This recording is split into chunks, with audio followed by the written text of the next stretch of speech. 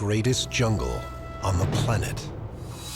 Impenetrable, mysterious, a tangle of myths and monsters.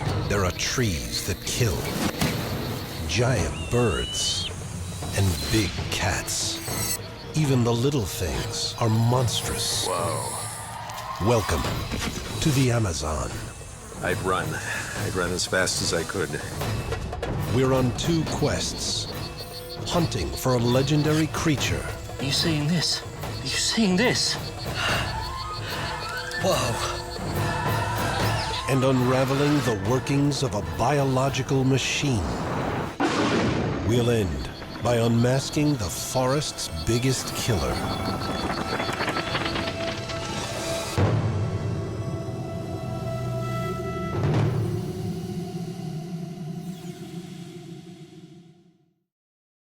This program was made possible by contributions to your PBS station from viewers like you. Thank you.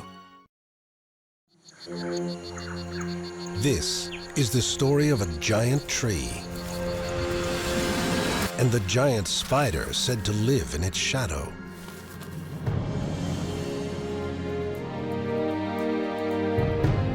The story unfolds in the biggest rainforest on the planet, the Amazon. The plants here pump out 1/5 of the world's oxygen. The Amazon River holds 1/5 of all the world's fresh water. This place is an evolutionary powerhouse, generating literally millions of marvelous species. This may be the most important environment on our planet. The giant of the Amazon is this tree, the Brazil nut.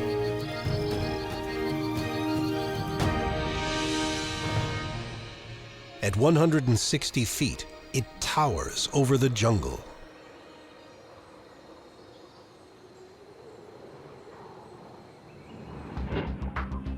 Its famous nut is a global business worth $50 million a year.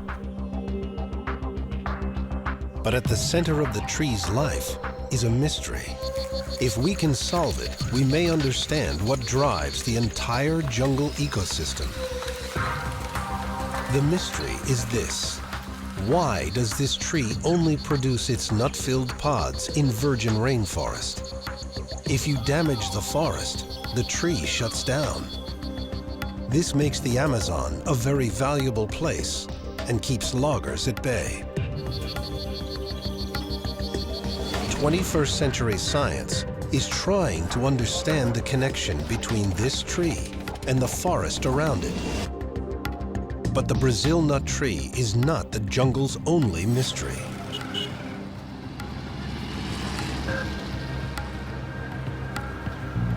In pursuit of a very different quarry is Martin Nicholas. He's tracking reports of a mythic beast, a giant spider unknown to science. His day job is selling water treatment systems, but in his spare time, he's a tropical spider expert. This is Puerto Maldonado, and it's got a real frontier town feel to it.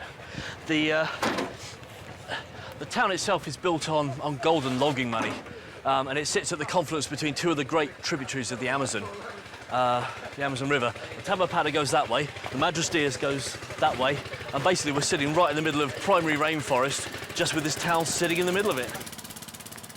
Like naturalists of old, Martin is heading into the dangerous unknown.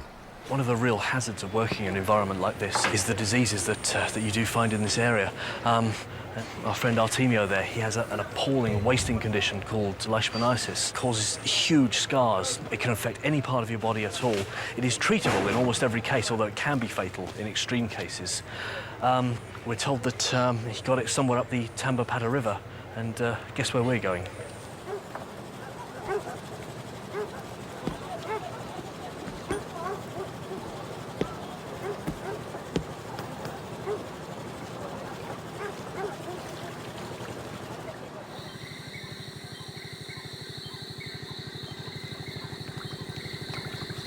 Martin's journey was inspired by a letter from a friend in Peru.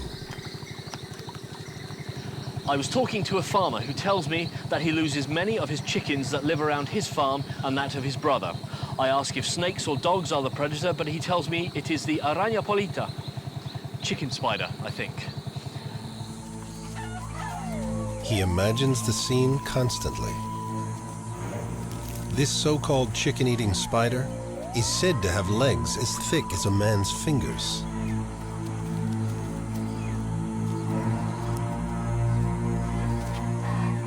Martin's convinced he's looking for an unrecorded species of tarantula. There are over 800 known kinds of tarantula, but none of them eats chickens.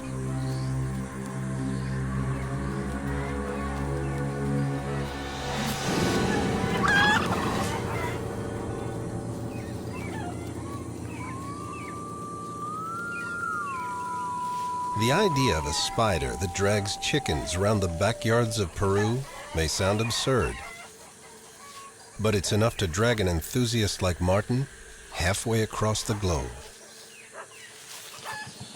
My gut reaction when I first got that letter was immediately, I've got to go out and find it. I've got to go out and have a look.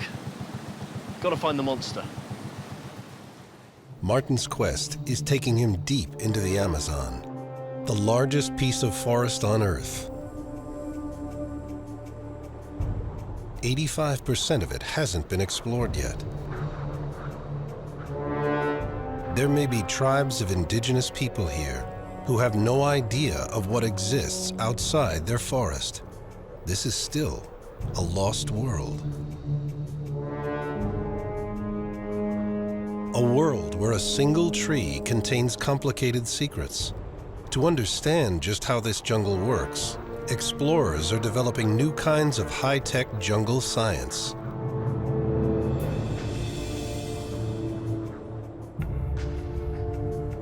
This is Barro Colorado Island in Panama, headquarters of the Smithsonian Tropical Research Institute. It's a high-tech outdoor laboratory.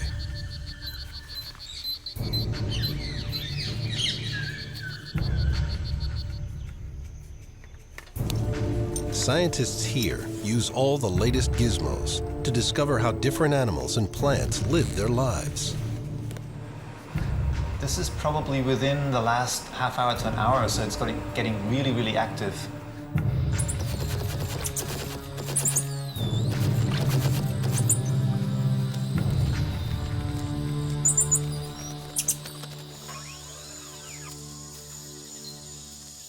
It even looks as if the ocelot's taken a short rest immediately after the agouti line's gone flat.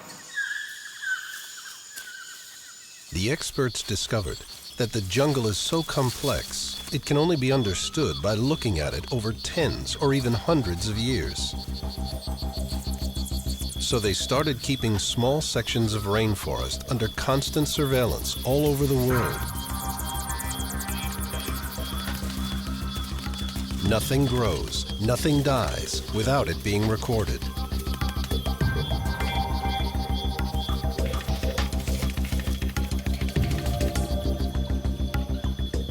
Their data allows us to see years pass in seconds. Huge changes are compressed into mere moments.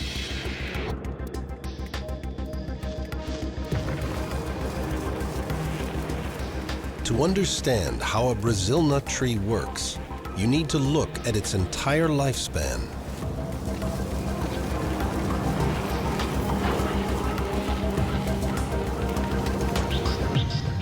This tree's life began 500 years ago as a nut inside a rock-hard pod, just like this. When it drops, it can kill.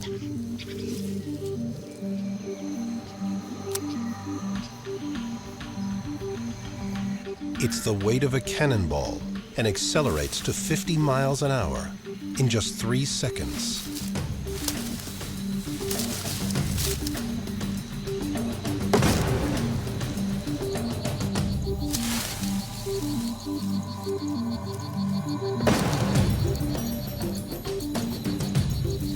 The pod falling season can be a deadly lottery for the forest's animals.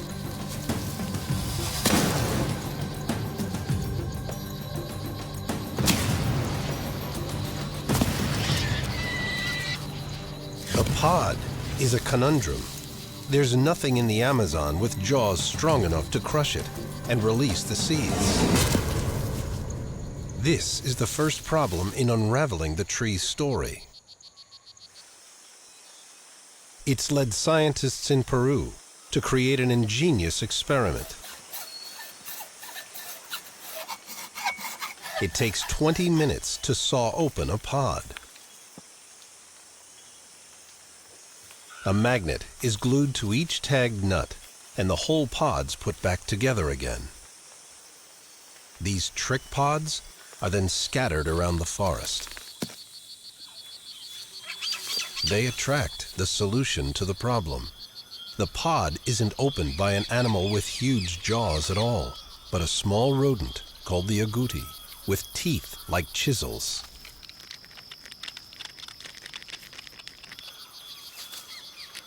Amazingly, the Brazil nut tree depends entirely on this one species to release its seeds. The agouti buries the nuts it doesn't eat, a future snack.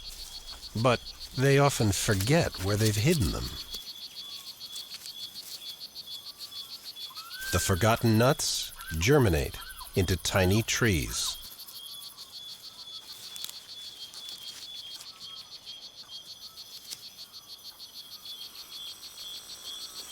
By tracking the nuts with a metal detector, the experts found that the agoutis bury them in shade, often near the mother tree. And most kinds of seedlings die without strong direct sunlight.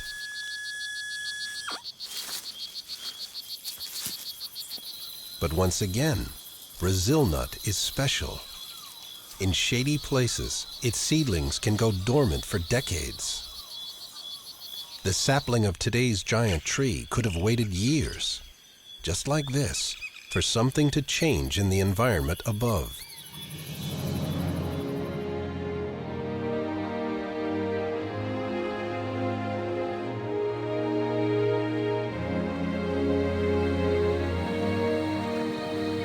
Back on the trail of the mystery spider, Martin Nicholas is following the best advice for travelers. Always ask the locals. Arturo, my guide, knows of this little farm on the banks of the river that sounds exactly like the one mentioned in the letter that I got. So we're here to check it out, see if they know anything about these big black spiders, and do a head count of the chickens as well. Wow. Yes. Wow. That's big. That's a big spider. That's almost a foot across. Does she think that the big tarantula will be able to catch, so one of the small chickens? Sí, lo puede coger. Puede agarrar. Sí, It could. You think it could happen? Yeah. Yes. Anything's possible.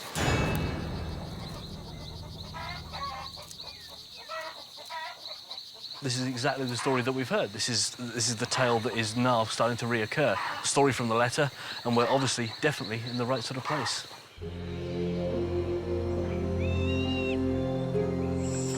Martin heads deep into the jungle, looking for the spider's lair.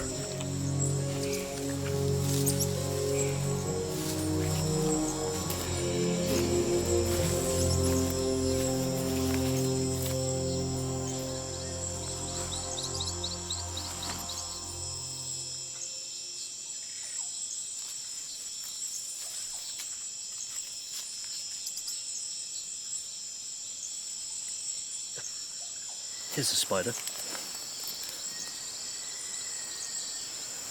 Down here we have a satenid spider, or wandering spider. This one's quite a small one, and it's holding its egg sac in its jaws. Obviously this is the breeding season. A bite from a spider of this sort of size probably wouldn't hurt, if indeed she could actually get her jaws through you in the first place. The trick with most spiders in the world is that they cannot get their jaws wide enough open. It's rather like us trying to bite into a beach ball. They can't get our mouth open wide enough. And it's the same thing with spiders. It's only the the biggest spiders and the ones with the most powerful jaws that can actually get their jaws wide enough to penetrate our skin and their jaws long enough to get through our skin, and then of those, very, very few have venom toxic enough to cause us any problem at all. I don't think this little spider here would be considered dangerous at all. This forest hasn't always been wild and untamed. Indigenous people once treated it like a kind of garden. They planted Brazil nut trees in groves to make harvesting easier for their descendants. But 500 years ago, when our giant tree was just a dormant sapling, terrible violence shook this Eden. It's incredible to think that these gigantic Brazil nut trees 500 years ago were just simply tiny little saplings, but that they were to witness the most vicious and bloodthirsty war that this forest had ever seen before and probably since. In 1532, Spanish conquistadors arrived.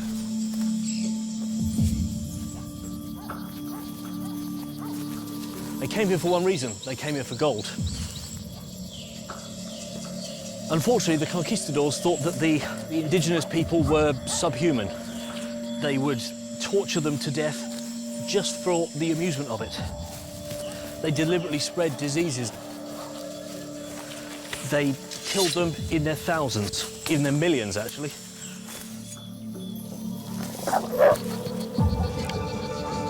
The indigenous people were forced to fight for their very existence, and in the end, they were devastated. Literally, tens of millions died. But ironically, the conquistadors may have breathed a spark of life into our dormant Brazil nut sapling when they brought steel to the forest. For the first time, the Amazon's great trees could be felled in minutes, rapidly creating great holes in the canopy above.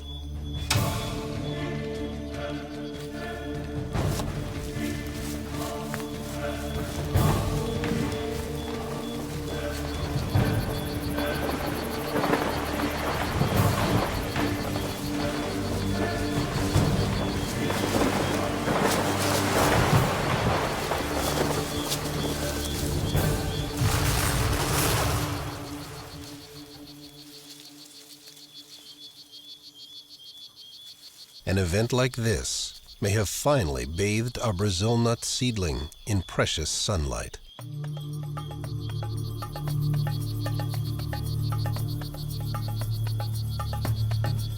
Every fallen tree leaves a light gap. As we see it, a gap looks unremarkable, but to realize its full importance, we must speed up time.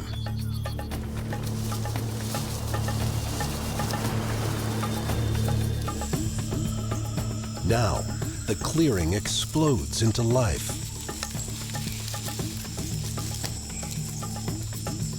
All kinds of plants join a race to keep ahead of each other and avoid being left in the shade.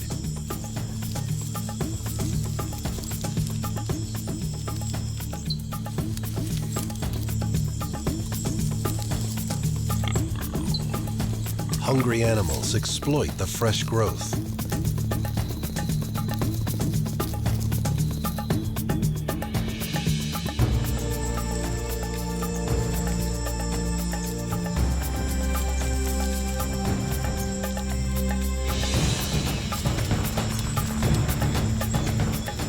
The Brazil nut sapling awakens.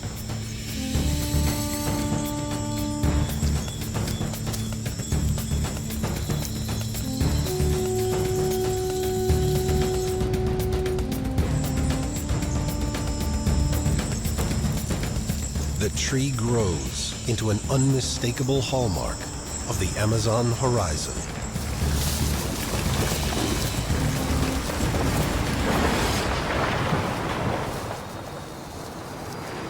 Over the centuries, the Brazil nut becomes the center of a vast web of life. and scientists have come up with some ingenious ways of finding out what's in it.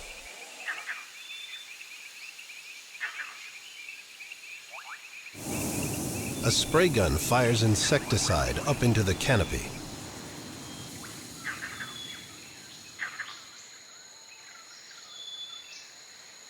It knocks out insects, and they tumble back to Earth in bewildering variety.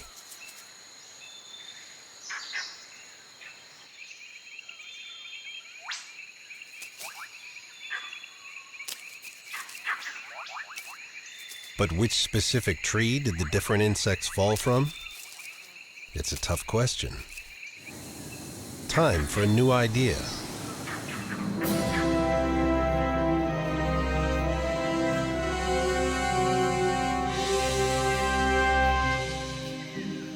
A hot air blimp carries a lightweight raft, which scientists ride on.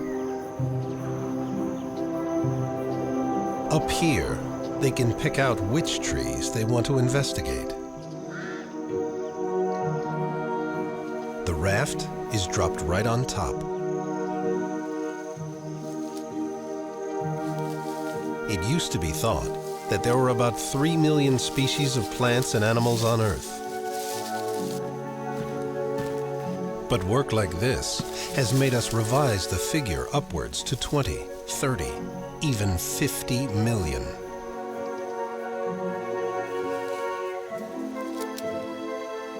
A single tree like the Brazil nut can hold thousands of different species.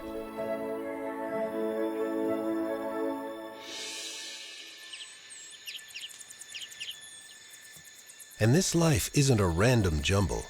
These creatures form a web of relationships.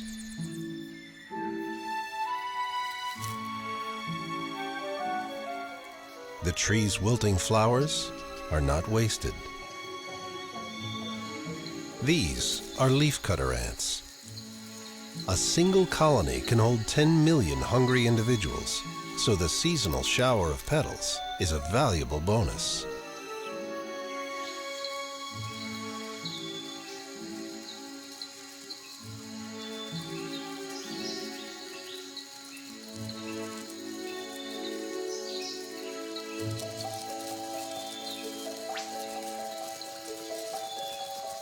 Where there are ants, there are, of course, anteaters.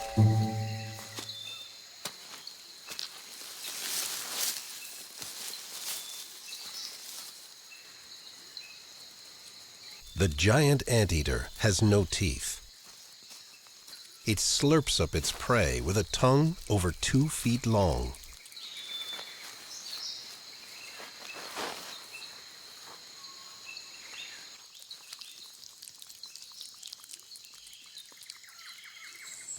There are other ants here, and they're much more frightening. Whoa. They say it's not the big things in the forest that get you. It's not the jaguars or the lions or the tigers. It's the little things, like the mosquitoes and the sandflies. And these are 2 of the biggest small things that get you. They're called bullet ants because the sting is reputed to feel very much like being shot. Scary looking things, aren't they? I know of a couple of people who've been stung by the bullet ant, and they say the pain is initially rather like having a large cigar extinguished on your skin. Incredible burning sensation. There are some tribes in the Amazon that use bullet ants in their initiation ceremonies for their young men. The bullet ant's sting may be the most painful of any insect. That's why it's become the test of manhood for the Satyre Maui. 200 ants are knocked out and then woven sting inwards into a glove. When the ants come to, they're very angry.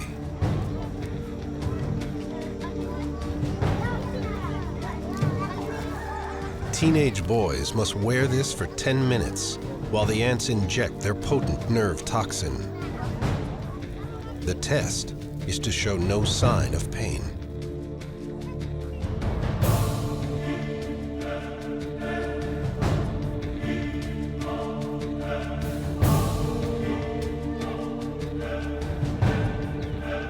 Their arms are paralyzed and tremble uncontrollably for days.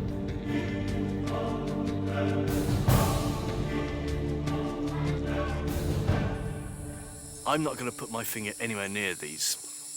I'm not being a wuss. It's just I don't want to be out for 24 hours.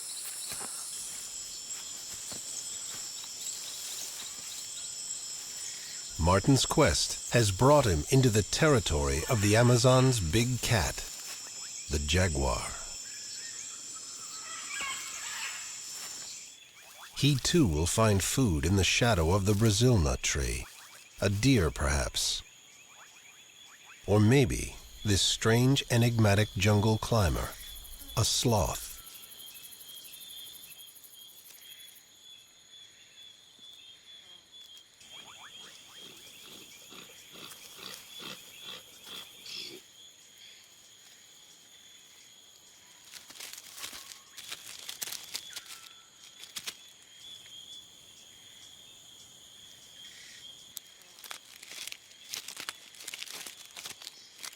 The sloth had just enough of a head start.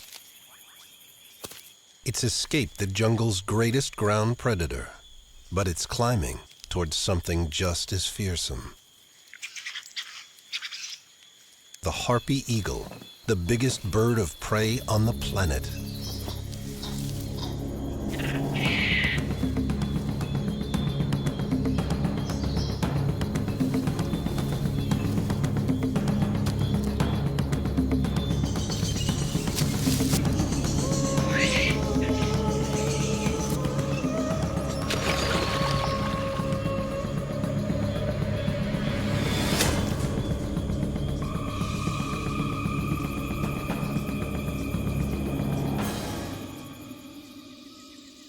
Some of the Brazil nut's web of life becomes active at night. Perhaps Martin's chicken eater has been waiting for the dark. But there are other spiders here that even a spider enthusiast must be wary of. Okay. Well, it's not every day you see the most deadly spider in the world. That's what we have here. This is a wandering spider. The reason it's so dangerous to us is, first of all, it's extremely toxic. The venom of this spider is around 18 times more deadly than that of the black widow. It has extremely large fangs. It can get through our skin extremely quickly. Thirdly, it's exceptionally aggressive.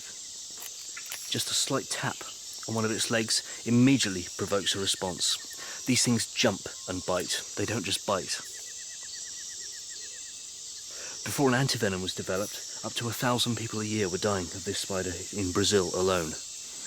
It's one of those spiders that you don't want to take your eyes off for very long. Nothing on this earth would make me touch this spider. Let's leave him in peace. In the jungle, the safest place may be deep inside your hammock. Niall.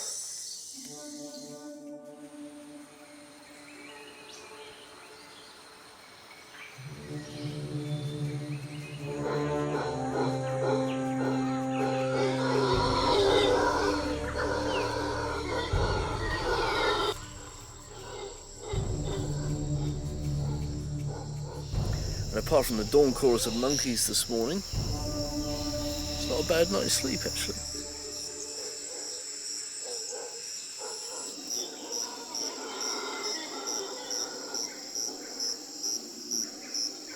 They know I'm talking about them. They're just proving a point now. It's not funny. Show some respect for people sleeping. Even by day, the Amazon holds unexpected horrors. As a veteran traveler, Martin knows you must keep your most sensitive body parts out of water because of a fish called the candiru. It swims towards urine, burrows into the source, and then sticks fast with backward-facing barbs. The only solution is to cut it out with a sharp knife.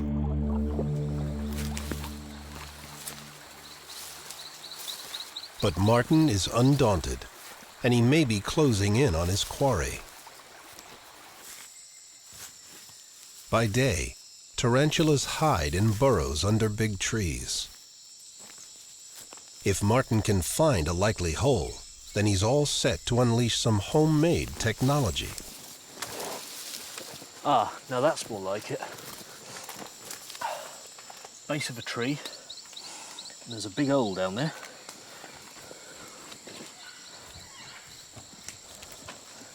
It's dry. It's a nice smooth shape. It's away from any water, shielded by the tree itself. Under normal circumstances, we'd have to wait until night. But we've got a way of doing a sneak preview. Tarantula cam. Years in development and literally pounds spent. Tarantula cam involves a little security camera, 5 little LED lights on the top there, and the pièce de résistance, the tricycle, for manoeuvring around tight corners.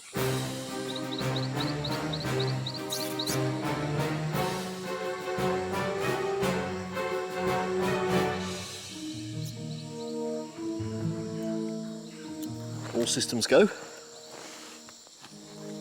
Is Tarantula Cam about to meet a monster?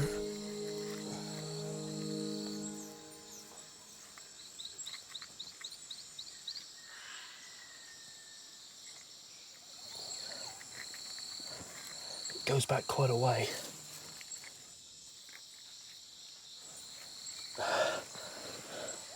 Oh my God!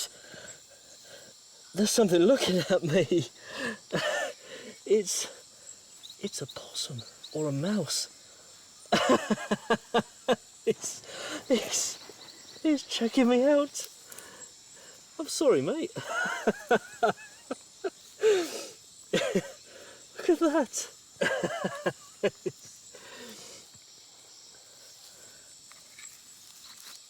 So no tarantulas, unless they're very, very odd bedfellows then, anyway.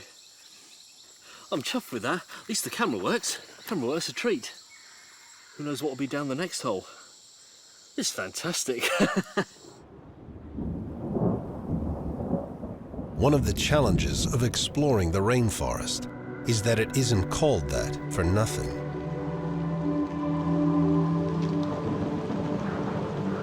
Giant trees like the Brazil nut generate their own local climate. They release moisture which forms clouds, and they produce rain.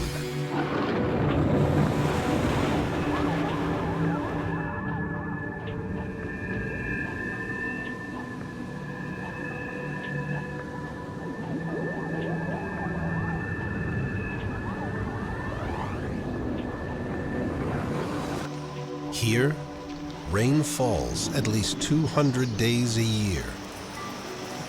This could last for minutes, it could last for hours, it could last all day. Just gotta go with it. Trees soak up half the water, and the rest escapes to feed the great river. There's a direct link between life and rain, because the more it rains, the more diversity of life a forest holds.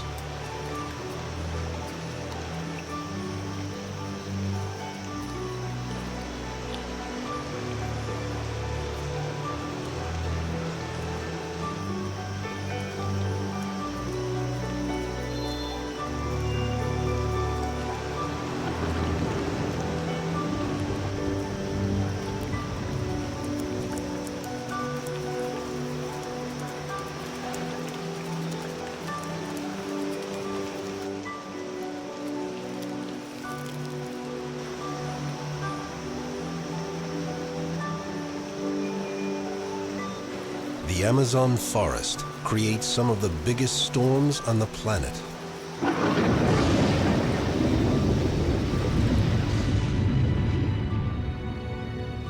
More than 6 feet of rain falls here each year.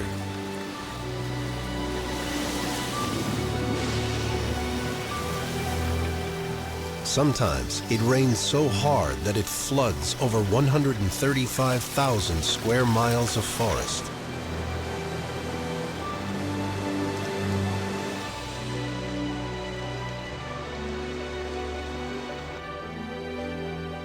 This flooded world is a strange submarine landscape. The forest floor may be 30 feet underwater. Terrestrial animals become aquatic.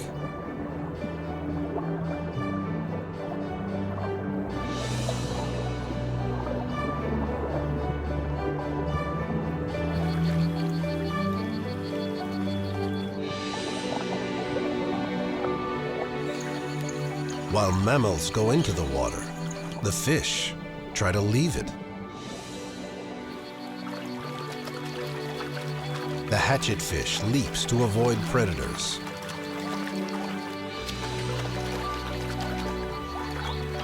The arowana leaps for spiders.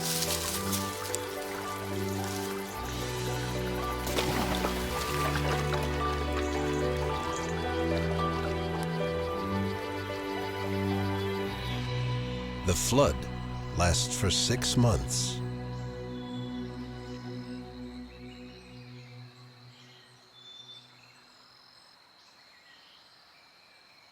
The Brazil nut tree flourishes on higher ground. But its old empty pods trap their own mini-flood, and this attracts a strange web of life found nowhere else on Earth. A poison dart frog carries a tadpole on its back. It's been scouring the forest for one of these pods.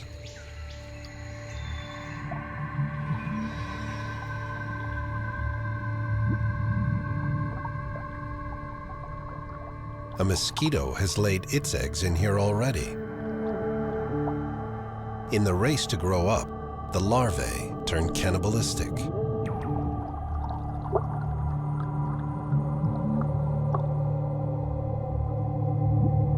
No mosquito will ever make it out of here.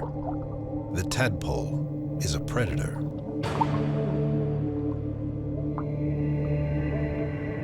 But the tadpole's not safe either.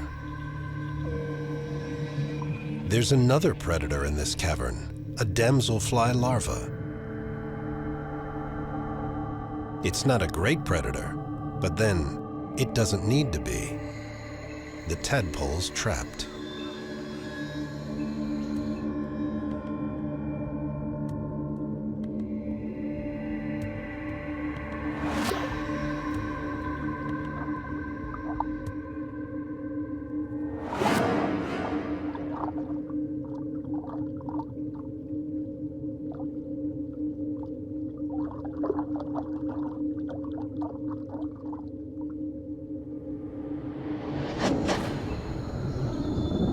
Thousands of species make up the web of life around a Brazil nut tree.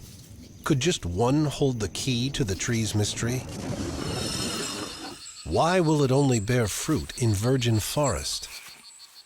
David Rubik of the Smithsonian Tropical Research Institute suspects bees because they pollinate big trees. But they don't always welcome close investigation. Looking up a massive strangler fig and a massive stingless bee nest. One of the aggressive ones. Right now, there are bees raining out of the nest and cascading down here and finding me and laying into me wherever they get a grip.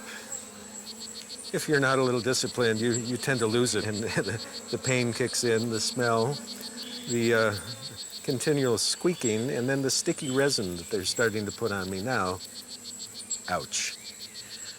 I can say that's truly an effective defense, and if I were unprotected, they'd be all over my head primarily, and this would be too much. I'd run as fast as I could. Ouch, look at that. If I try and brush them off, they're stuck on with resin, they're holding on with their mandibles, and they're not breaking the skin, but they're coming close. Time to go.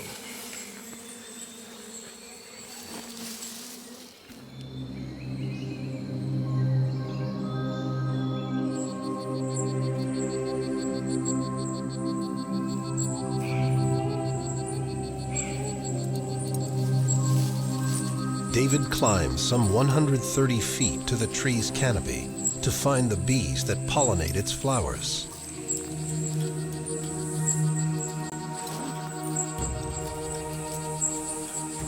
The flowers are out at the end of very thin branches, but bees are strongly attracted by smell, and David's brought a special chemical with him that he hopes will act like a bee magnet.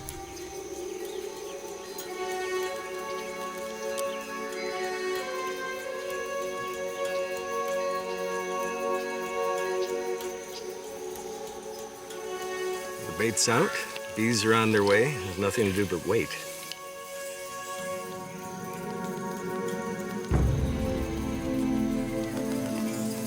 They've just shown up now. One big one, one little blue one.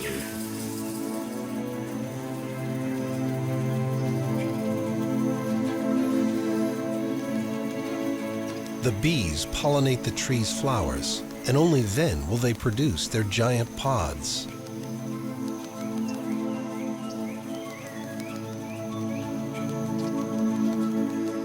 The bees travel around the forest. Maybe the solution to the tree's mystery lies at the other end of their journey.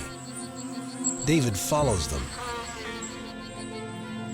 They leave the Brazil nut tree's own patch of forest way behind.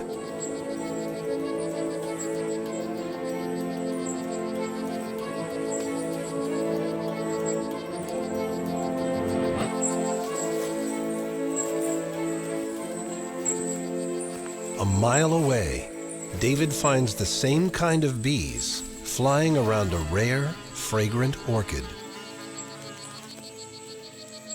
Ah, great. Some luck. Fallen branch on a tree. That's one of our orchids. The kind the orchid bee would love. Bees are maybe, it's been estimated, 1 million times more sensitive to the kinds of fragrances like orchid flower than we are. They are known to pick these things up and fly from over 1 kilometer away. What's going on here? David has discovered that a male bee can't get a mate unless he's wearing a particular scent, and he has to steal that scent from these orchids. So if the forest is cut down and the orchids are destroyed, the bees won't be able to mate.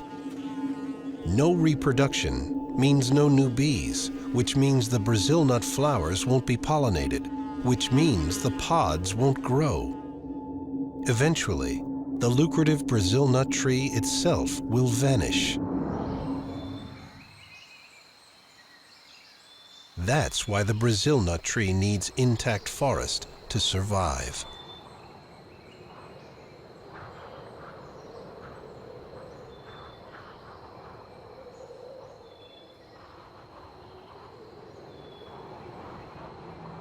The rainforest is a vast biological machine, and small, fragile relationships hold the whole thing together like rivets. Understanding the Brazil nut tree has required a time warp. And this accelerated view of life now reveals the Amazon's most sinister secret.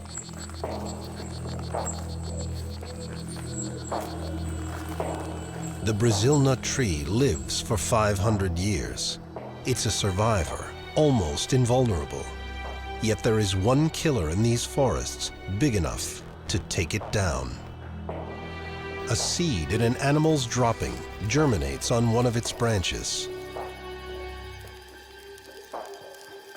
The tiny plant sends out roots, long roots.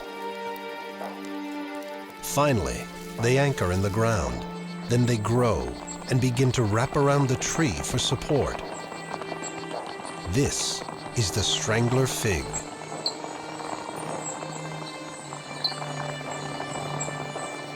The roots take a suffocating grip on their victim.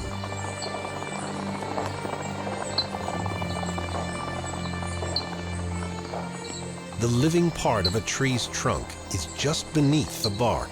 It's only a few inches thick, but it carries all the tree's water and nutrients.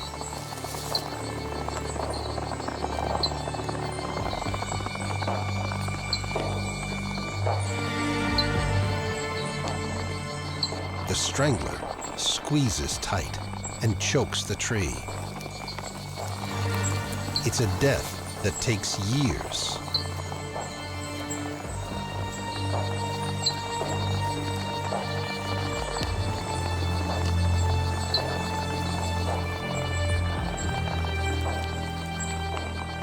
Eventually, the dead tree disintegrates, leaving a hollow shell standing in its place, the adult strangler fig tree.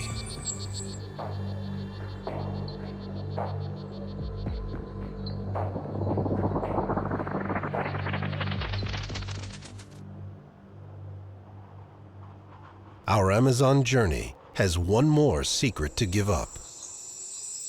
Does the chicken-eating spider really exist?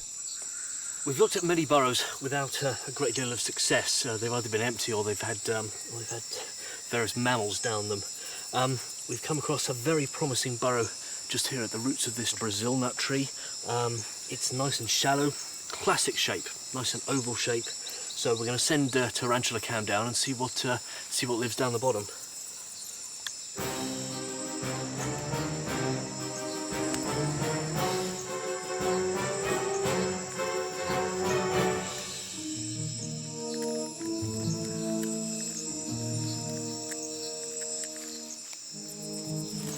There's something up there.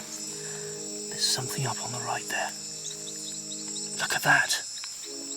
Look at that. Whoa. It attacked the camera.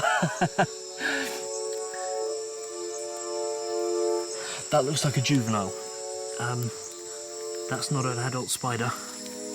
Excuse me, mate. Just coming by. There's another one.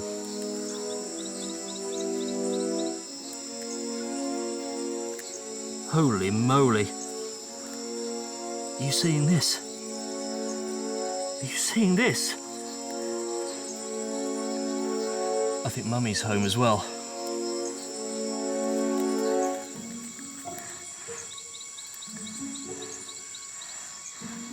I'm very aware about where my hands are just now because, look, whoa! There is a giant black spider hanging onto my camera. In many ways, this ties in very much with what the locals were telling us about. It's big, it's black, it's long, strong, thick-set legs. It's a powerful theraphosid tarantula spider. This is our chicken spider. We found it.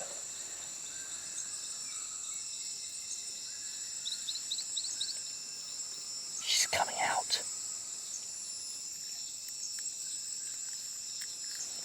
See right underneath her fangs there. Whoa!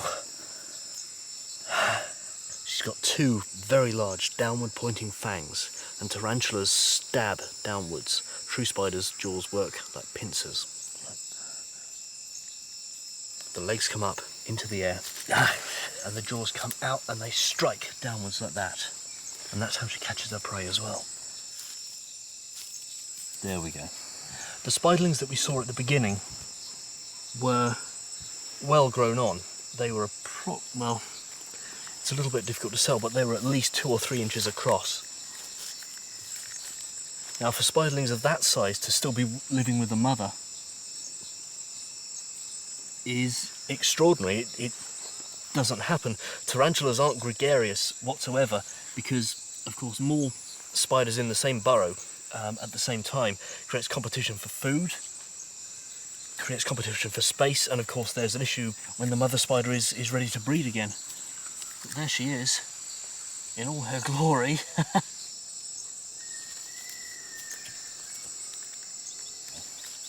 Martin will return at night when he hopes the spider will come out of its hole to hunt. He may be able to study it more closely by picking it up.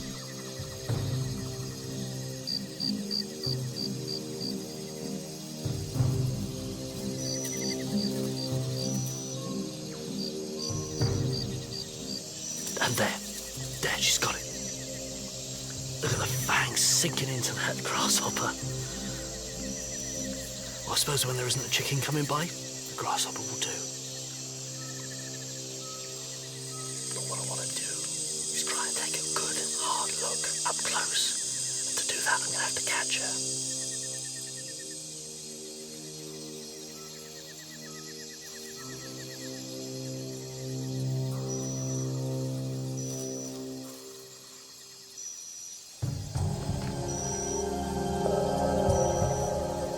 Try and show you her fangs, just so you get some idea of the size of them. The fangs are huge. Look at that. It's about that long. We found the giant chicken spider. It's something brand new. It doesn't correspond with any of the other species that we know of in this area or any of the adjoining areas. It's surprising in a world where it's so easy to travel around, there are still animals of this sort of size and reputation that still remain unclassified. The great blank spaces in the map are not yet all filled in. The species has not yet been described. This is something brand new.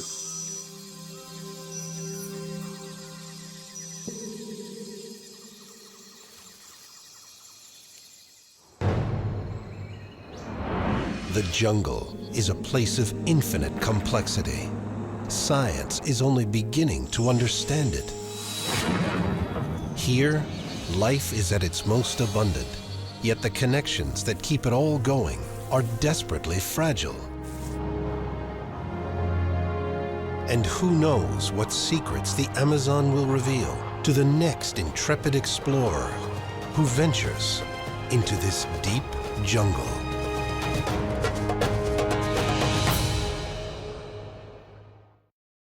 This program was made possible by contributions to your PBS station from viewers like you. Thank you.